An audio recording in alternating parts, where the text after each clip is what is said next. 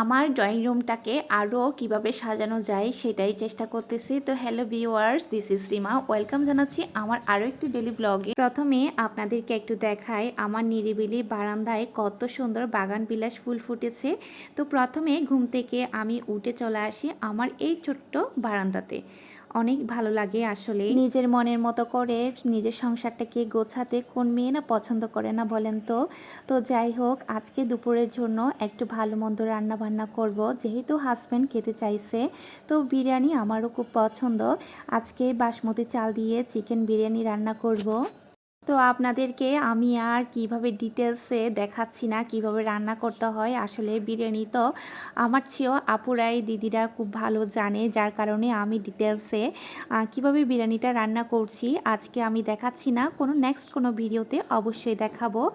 আর যারা আমার মেয়ের বার্থডে ব্লগটা দেখার জন্য ওয়েট করে আছেন, আমি আগামীকালকে আপলোড করব।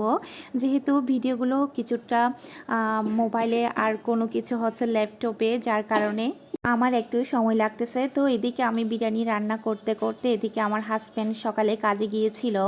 তো একটা কাজে গিয়েছিল, বললাম না আমার ড্রয়িং রুমটাকে আরও কিভাবে সুন্দর করে সাজানো যায় সেটাই চেষ্টা করতেছি।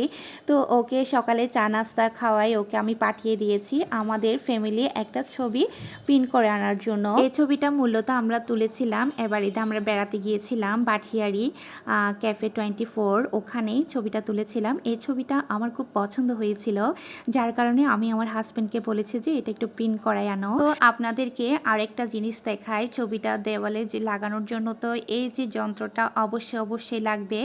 এই যন্ত্রটা কিন্তু আমার বাসায় এটাও আছে, ড্রিল মেশিন বলে তাই না? তো এটা হচ্ছে আমি কিনে রেখেছি, আমার হাজব্যান্ড কিনে রেখেছে আর কি। তো যাই হোক, আমরা যেহেতু ভাড়া বাসায় থাকি, আজকে এখানে হলে কালকে ওখানে, যার কারণে আবার বাসা চেঞ্জ করার সময় আবার নতুন করে আবার ড্রিল করার জন্য মানুষ ভাড়া করে আনতে হয়। তো এজন্য বলেছে যে একটা ড্রিল মেশিন নিয়ে আসবে আমাদের নিজস্ব, আমরা যেখানে সেখানে সুন্দরভাবে সাজাতে পারবো, ড্রিল করতে পারবো। তো যাই হোক, এখানে ছবিটা লাগানোর জন্য প্রথমে চিন্তা করতেছি যে কোন জায়গায় লাগালে সুন্দর হবে। তো ওখানে এই ছবিটা লাগানোর পর দেখতেছি একটু খালি খালি লাগতেছে। তারপর আমার হাজব্যান্ড বলতেছে রুম থেকে আরেকটা ছবি নিয়ে আসো। তো রুম থেকে এই ছবিটা খুলে ফেলার পর রুমটা বেশ খালি খালি লাগতেছে। তো পরে আবার চিন্তা করবো আর কি ওই খালি জায়গায় কি রাখা যায়।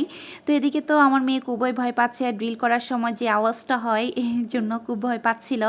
এটা হচ্ছে আমার মেয়ের ছোট্টবেলার ছবি। তো ড্রিল করা শেষ, এখন লাগিয়ে দেখতেছি কেমন লাগে। দাঁড়ান একটু ওয়েট করেন, দেখাচ্ছি ফাইনাল লুক। তো আরেকটা কথা বলি, এই বাসায় এমনিতে অনেক সুবিধা। ড্রিল করার সময় মালিকের কাছ থেকে পারমিশন নিতে হয় না, কারো কাছ থেকে পারমিশন নিতে হয় না, একদম নিজের ইচ্ছা মতোই সব কিছু করতে পারি। সেদিক থেকে একটু ঠিক আছে।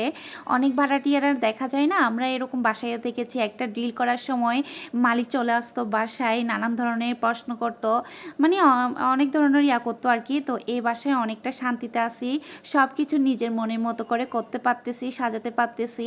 তো যাই হোক, এখানে দেখেন আমি ছবিটা লাগাই ফেলতেছি। এখন কেমন লাগতেছে অবশ্যই আমাকে কমেন্ট করে জানাবেন আমার সাজানোটা সুন্দর হয়েছে কিনা। এটাই হচ্ছে ফাইনাল লুক। তো আমার সাজানোটা কেমন হয়েছে অবশ্যই কমেন্ট করে জানাবেন। আর আমার ভিডিওটা যদি একটুও ভালো লেগে থাকে তাহলে ফলো দিতে ভুলবেন না। তো আজকে এই পর্যন্ত, সবাই ভালো থাকবেন, সুস্থ থাকবেন, টাটা।